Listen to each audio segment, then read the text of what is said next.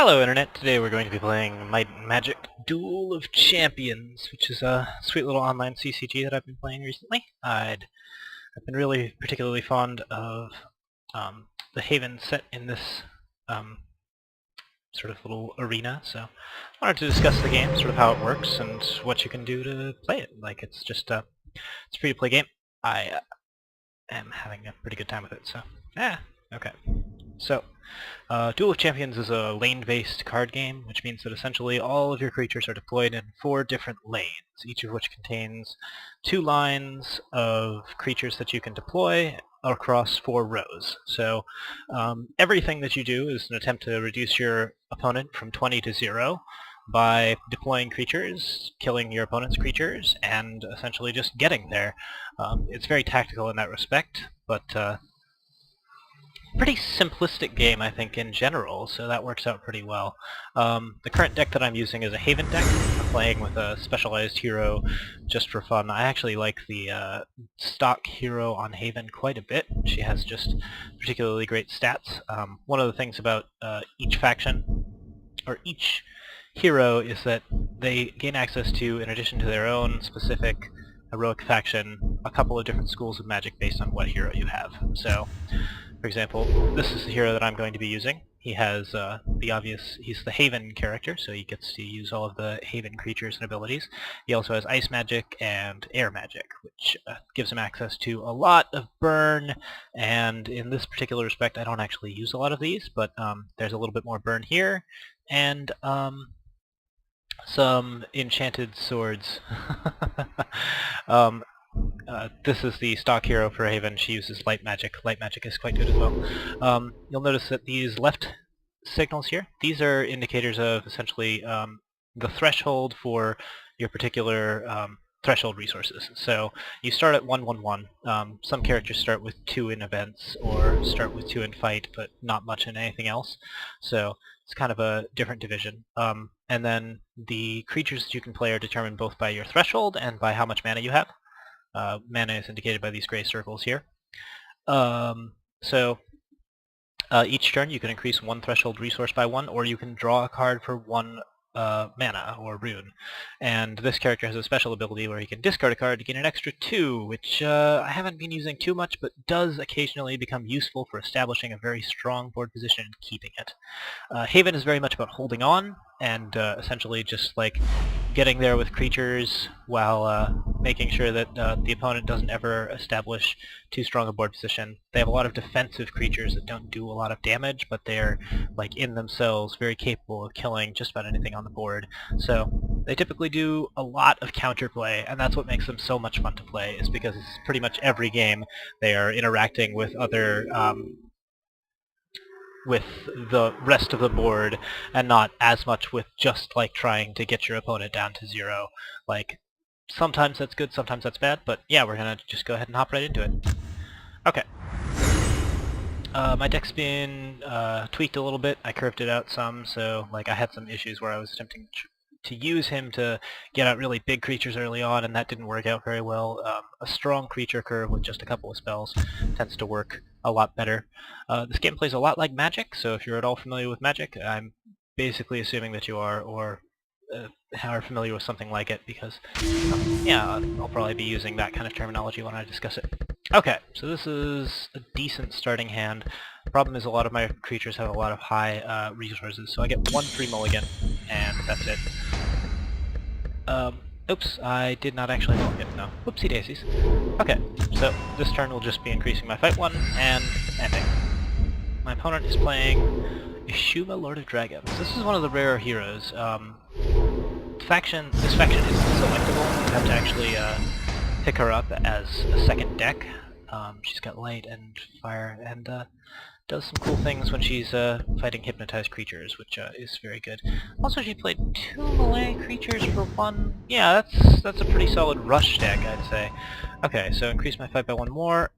I should have mulliganed. We'll go ahead and end turn.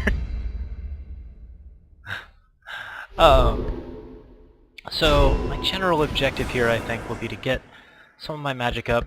Yeah, just get a couple of creatures down and start playing it through. As long as I can hold on, I should be fine. that's going to cause problems for me because the Hypnotize allows her to just 4-0, instead of drawing a card or increasing a threshold resource, she can murder something, which is no good. I don't like it. It's bad. Let's not do that. Okay, so, play that. I have one left, so I'll put one into magic. And it looks like magic creatures are getting bonuses in this particular game, so that should be helpful for me. Oh, these are the event cards. You get 8 of them, your opponent gets 8, they're shuffled randomly. 2 events will affect, essentially, the game. Usually they always cost a lot of mana, so they're not especially relevant early on, but things like this one, until your next turn, target creature can't be targeted, that's a really good way to sort of defend your creatures and do amazing things. This one is deal 1 damage and draw a card. Both of these are my events. My opponent might be using them as well, but these are events that I use in my deck because I like the extra protection on occasion. I don't tend to target a lot of things. I have a couple of direct target spells, but a lot of my stuff uses burn on adjacent creatures or on empty spaces and then affects the adjacent rows. So we're going to be doing that. My opponent is currently considering how to outmaneuver me. She wants to know if she's going to push this creature into a lane where she can do things to him. She did, I think, already draw her card, so she can't push it into the top lane and then deal 2 damage and murder it, but essentially the outmaneuverability on that creature is going to allow her to relocate it into any row. So she's going to either decide to try and just outright bomb me out, which is certainly an option, or she's going to do nothing. Yeah, sure is her move. Okay. Okay. As you can see, I have the best deck. Alright, we're gonna play one more. Yeah, so let's see here. Sandal fan. He is a fan of sandals. Okay. This is a much better split. I have some nice early creatures, those are really strong defensive creatures, and then I get better creatures, I don't have any big monsters. Yeah, I want this hand. Okay, events. This event's pretty good, especially if my opponent doesn't do anything. My opponent is playing Primal. Primal tends to be a lot of rush strategy, so we'll consider that. I think right now what I want to do is I want to increase my fight 1 and go ahead and just use this deal 1 damage draw card thing. That way I can play against him with my ranged guard and melee guard heroes. These champions here are pretty stock haven cards. They reduce the damage to both themselves and to adjacent creatures from specific types of monsters by 2. So they can be really, really difficult to kill as long as your opponent doesn't have a lot of spells. So creatures are usually divided into melee, can only be played in this row. Shooters can be only played in this row, but can attack in both rows. And flyers, which can be deployed anywhere, but there are things that hate flyers. Okay. Well, there is that shooter there, so I'm just going to go ahead and play a shooter guard. Ranged guard, hooray. And I can draw a card, or I can increase my magic. Or I can discard a card to gain 2 and play out more creatures, which is also fun. Nah, I think I'll increase my fight. I should have maybe increased my magic. I can get to these monsters at any time, but I kind of want to be able to access Chain Lightning when I need it, so... and my opponent is running. Running terribly scared. Okay, well, let's just do this then.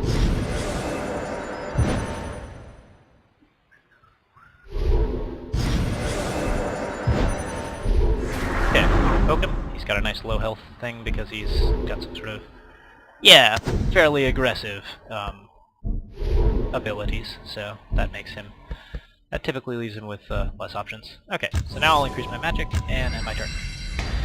I think my opponent's not particularly good at this. His deck doesn't seem to be doing things that it wants. Oh! Yeah, that monster can move and attack in the same turn. I'd actually forgotten about that. Well, that's not actually going to be too much of an issue. Okay. Deal 3 damage to all creatures. Good times! That that was a 2-for-2 exchange. I took a little damage out of it, but I still have a board position, so I'm gonna go ahead and call it a win. Swing at him. I will go ahead and increase my magic one more time, because I've got new spells to play. I don't think I want to put down board position right here, because this event just came up. 0. If I haven't played a card this turn, I can draw a card, and then I can't play another card. Although, yeah, he's not going to like this creature. Play that, and put down another ranged card. This card heals the adjacent creatures, and also heals me for 1 every turn, which means that it's quite effective in control-type archetypes, where you just basically, like, are gaining that back as you get your board position. And he's not especially threatening, so there's always other things that they have to deal with, and your health just slowly ticks up and up and up. I happen to really like this card, even though it's actually pretty bad statistics. It's just got a very unique ability to heal your champion, so that always works out well. Okay. Magic shooters. This character has Enrage. That means that when other friendly creatures die, it gets an Enrage counter. That'll give it +2 attack and +1 retaliation. Retaliation, by the way, is when something attacks it, it attacks back. Yeah, so that thing gets stronger when other things die, which would be a good excuse to kill it, and not other things. But I don't actually have an option for murdering either of those creatures yet. So I think what I'm going to do instead is put down another melee card, and not feel at all unhappy about that. Take it for 1, take it for 2, and that is a regular flyer, so we'll just go ahead and play down a regular flyer as well. I want to put these blades on at some point, but I'm not really sure what my opponent's burn situation is, and he did just use the poison swarm once, so I'll need to be a little careful about that. Okay, so heal up to 18, opponent's down to 13. This is all going very, very well. I have a nice board position, so everything's going fine. I have the 4 magic now. My deck caps out at specific... I specifically tailored it to cap out at 5 fight, 4 magic. That way I can get to drawing cards earlier and earlier. That's actually fairly relevant. If you have a lot of events and fortunes, I don't even use fortunes in my deck, so the purple is actually not relevant to me at all. Which, you know, slightly bad optimization. But I don't feel bad about it, because it means that I have a creature spell-heavy deck that does a lot of nasty things. Opponent now drawing cards off of the event while giving me cards as well for mana, so this game is probably just about over. But he does have a lot of cards, so maybe he's looking for that poison swarm. Or insect swarm, I think it's called. Okay, now there are 2 creatures aligned in front of this flyer, which I think is fine. I can swing, but I don't really need to. I have 7. My opponent has 1, 2, 3, 4. I can deal 4 to him this turn, or more if I do something sneaky. Do I want to do something sneaky? The answer is probably no. I think I'm probably good where I am, so let's just go ahead and take a swing. Do the little... Oh! I should have thought of that. This event might have been useful. This event will be useful, as long as I flip up a creature. Good! Okay, so that'll give me a little bit of extra fight. Slight play mistake there, because I could have used it to kill that thing, but we're all good.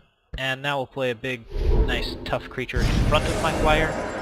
That means only the shooter will be able to target the flyer, or something will murder it. And yeah, I think I've got the board position now. The game is pretty much over, so end turn.